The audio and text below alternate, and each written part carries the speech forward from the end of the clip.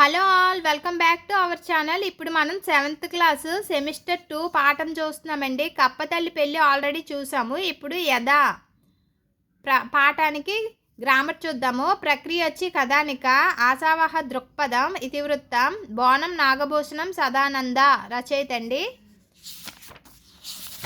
చూడండి,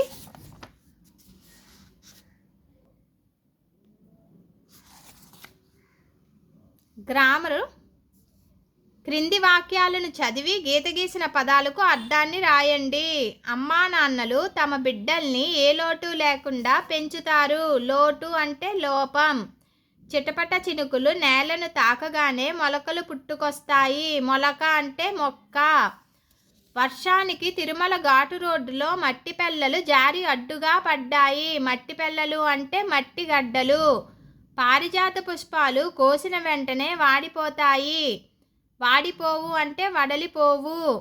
కరోనా వ్యాప్తితో ప్రతి ఒక్కరూ కలవరం చెందుతున్నారు. కలవరం అంటే కలత, చింత. కష్ట సమయంలో గుండె దిటవు చేసుకొని జీవించాలి. దిటవు అంటే ధైర్యం. నెక్స్ట్, క్రింది వాక్యాల్లో సమానార్థక పదాల కింద గీత గీయండి. చెట్లను నరకకూడదు, వృక్షాలు మనకు మేలు చేస్తాయి. చెట్లు, వృక్షాలు సమానార్థక పదం అంటే పర్యాయ పదాలు అన్నమాట. వర్షాలు పడి పంటలు పండాయి. వానలు కురిసి చెరువులు నిండాయి. వర్షాలు, వానలు. భూమాతను నమ్మిన వారికి తల్లి ఆశీర్వాదం కూడా ఉంటుంది. మాత, తల్లి. నెక్స్ట్ అండి, నెక్స్ట్ వచ్చి ప్రకృతి వికృతులు. ప్రకృతి వికృతులు. నిద్ర, నిదుర. దీపము, చూడండి, దీపము ఈ. దివ్వె, పుస్తకము, పొత్తం. పక్షి, పక్కి. ఆశ, ఆశ. మూలిక, మొలక. దృఢ, దిటవు. నెక్స్ట్ అండి, క్రింది పదాలతో సొంతవాక్య ప్రయోగం చేయండి. గోదావరి నది గలగలా ప్రవహిస్తోంది. కొన్ని పదాలు అయితే ఇచ్చారండి సొంత వాక్యాలు రాయమని. తహతహ, కటకట, పదే పదే, కాపలాకాయు, తలలు వంచు, కళ్ళ ముందు మెదలడం, చెదిరిపోవు, పరుగులు తీయు, కేరింతలు, మనసు దిటవు చేసుకొను. మనకి నచ్చినట్టు సొంత వాక్యాలు అయితే రాసుకోవచ్చండి ఆ పదాలకి. నెక్స్ట్, క్రింది వాటిలో నిత్య ఏకవచనాలను, నిత్య బహువచనాలను గుర్తించండి. చూడండి, నిత్యము అవి ఏకవచనాలుగా ఉంటాయి కొన్ని పదాలు, కొన్ని బహువచనాలుగా ఉంటాయి. వాటికి కొన్ని ఉదాహరణలు అయితే ఇక్కడ మనకి ఇచ్చారు. వడ్లు, కందులు, అందరూ, తెలుపు, మినుములు, పెసలు, ఇత్తడి, ఇనుము, కంచు. ఇందులో నిత్య ఏకవచనాలు ఏవి? ఇనుము. ఎంత పెద్ద ఎక్కువ ఉన్నా దాన్ని ఇనుము అని ఏకవచనంతోనే పిలుస్తాం. అలాగే కంచు, తెలుపు, ఇత్తడి అనేవి నిత్యము ఏకవచనాలు అనమాట. నిత్య బహువచనాలు అంటే ఎప్పుడు వాటి పక్కన లు అనే ఉంటాయి. కందులు, వడ్లు, మినుములు, పెసలు అవి నిత్య బహువచనాలు. నెక్స్ట్ అండి, ఏకవచనం బహువచనం అంటే తెలుసు కదా. ఒకటి ఉంటే దాన్ని ఏకవచనం అంటారు, ఎక్కువ ఉన్నప్పుడు వాటిని బహువచనం అంటారు. కానీ ఇక్కడ ఎక్కువ ఉన్నా తక్కువ ఉన్నా వాటిని ఏకవచనంతోనే కొన్నిటిని పిలుస్తారు, కొన్నిటిని బహువచనంతోనే పిలుస్తారు అన్నమాట, ఎక్కువ ఉన్నా తక్కువ ఉన్నా. క్రింది వాక్యాల్లో గీత గీసిన పదాలను గమనించండి. అలాంటివి మీరు రాయండి. తల్లి గంగమ్మ ఇలాంటి ఘోరం చెయ్యదుగాక చెయ్యదు. చూడండి, చెయ్యదుగాక చెయ్యదు. నేల తల్లి అలాగా అనదుగాక అనదు. అనదుగాక అనదు. నేను అబద్ధం చెప్పనుగాక చెప్పను.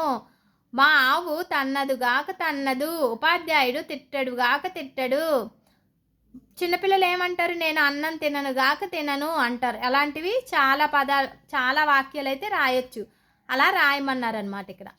నెక్స్ట్ అండి,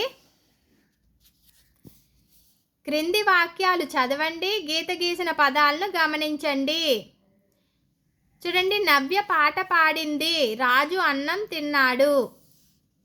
గీత గీసిన పదాలను గమనిస్తే ఎవరెవరు ఏ ఏ పనులు చేశారో తెలుస్తున్నది. ఇలా ఒక వాక్యంలో పనిని తెలిపే పదానికి క్రియ అని పేరు. చూడండి, క్రియ అంటే ఏంటో తెలుసు కదా, పనులు. పాడింది, తిన్నాడు, వెళ్ళాడు, వచ్చాడు, పరిగెత్తాడు, అవన్నీ క్రియలే కదండి. పనులు అంటే క్రియలు. సమాపక క్రియ, అసమాపక క్రియ. క్రింది వాక్యాలు చదవండి, గీత గీసిన పదాలను గమనించండి. చూడండి, ఇక్కడ కొన్ని వాక్యాలు అయితే ఇచ్చారు. ధర్మరాజు అన్నదానం చేశాడు, భీముడు కీచకుని చంపాడు. కంప్లీట్ అయిపోయి ఆ పని. పై వాక్యాలను గమనించారు కదా. వాక్యం చివర ఉన్న క్రియ చెప్పదలిసిన భావాన్ని పూర్తి చేస్తున్నది కావున ఇది సమాపక క్రియ. పూర్తయిపోయింది, సమాపకం అయిపోయింది. కొన్ని చూడండి వాక్యాలు. క్రింది వాక్యాలు చదవండి, గీత గీసిన పదాలను గమనించండి. శిబి చక్రవర్తి తన శరీరాన్ని కోసి తర్వాత ఏం చేశాడో మనకు చెప్పలే. కర్ణుడు కవచకుండలాలను దానమిచ్చి తర్వాత ఇంకా ఉన్నది చెప్పలే. ఇలాంటివి అన్కంప్లీటెడ్ ఉంటాయి కదండి, అవేమో అసమాపక అన్నమాట. పై వాక్యాలను గమనించారు కదా. వాక్యం చివర ఉన్న క్రియ చెప్పదలిచిన భావాన్ని పూర్తి చేయడం లేదు కావున ఇది అసమాపక క్రియ. అంటే ఇది పూర్తయిపోయిన పనుల్ని సమాపక క్రియ అంటే పులి స్టాప్ పెట్టాం అక్కడ. అసమాపక క్రియ అంటే కామ, ఇంకా దాని తర్వాత ఉన్నదనమాట. నెక్స్ట్ అండి,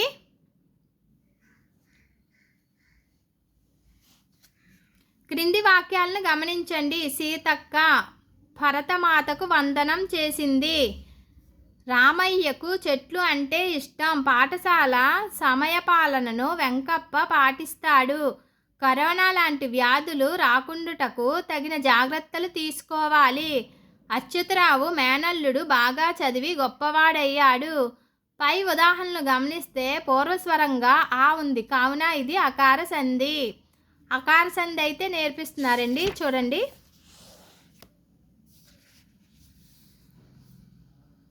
గీత గీసిన పదాలను విడదీయండి. సీతక్క, సీత ప్లస్ అక్క. రామయ్య, రామ ప్లస్ అయ్య. వెంకప్ప, వెంక ప్లస్ అప్ప. రాకుండుట, రాక ప్లస్ ఉండుట. మేనల్లుడు, మేన ప్లస్ అల్లుడు. చూసారు కదా. ఇప్పుడు సీత అక్క. సీతలో ఏముందండి? తు ప్లస్ ఆ ఉంది. మాలోని ము ప్లస్ ఆ ఉంది. కాలోని కు ప్లస్ ఆ ఉంది. కాలోని కు ప్లస్ ఆ ఉంది. నాలోని ప్లస్ ఆ ఉంది. పూర్వస్వరంగా ఆలున్నాయి. ఆలున్నప్పుడు అవే అచ్చులు. అచ్చులు అంటే ఆ నుంచి అం వరకు అక్షరాలన్నింటినీ అచ్చులే అంటారు. ఏ అచ్చున్నా సరే ఆ వచ్చినప్పుడు, అచ్చు వచ్చినప్పుడు అది అకార సంధి అవుతుంది. అకార సంధి అన్నా అత్వసంధి అన్నా ఒకటే. చూడండి, పై ఉదాహరణలు గమనిస్తే పూర్వస్వరంగా ఆ ఉంది కావున ఇది అకార సంధి. పూర్వస్వరంగా ఆ ఉంది కావున ఇది అకార సంధి. అకార సంధి, ఇకార సంధి, అదే ఇత్వ సంధి, ఉకార సంధి ఎలా? ఆ ఉన్నప్పుడు అచ్చులు రావాలి అత్వ సంధికి. ఈ ఉన్నప్పుడు అచ్చులు రావాలి ఇత్వ సంధికి. ఊ ఉన్నప్పుడు అచ్చులు రావాలి ఉత్వ సంధికి. 3 అలా గుర్తుపెట్టుకోవచ్చు ఈజీగా. నెక్స్ట్ అయిపోయిందండి గ్రామర్ అయితే ఈ పాఠానికి. నెక్స్ట్ పాఠం వచ్చి హితోక్తులు. ఈ లెసన్ గ్రామర్ నెక్స్ట్ వీడియోలో చూద్దాం. ఈ వీడియో నచ్చినట్లయితే లైక్ చేయండి. Bye friends.